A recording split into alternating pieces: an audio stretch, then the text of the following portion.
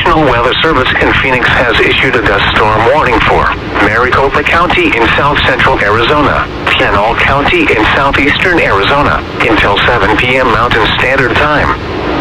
At 5:58 p.m. Mountain Standard Time, a wall of dust was along a line extending from near Superstition Springs Mall to Seville to Magma, moving west at 30 miles per hour.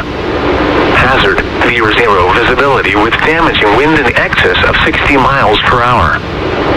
Source, trained weather spotters. Impact, dangerous life-threatening travel. This includes the following highways: Arizona Interstate 10 between mile markers 162 and 202.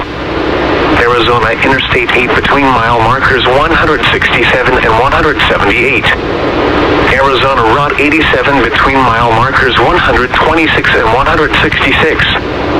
Locations impacted include Mesa, Chandler, Gilbert, Casa Grande, Florence, Coolidge, Sun Lakes, Maricopa, Queen Creek, La Palma, Santan Village Mall, Santan Valley, Seville, Backpool and Estrella Sailport.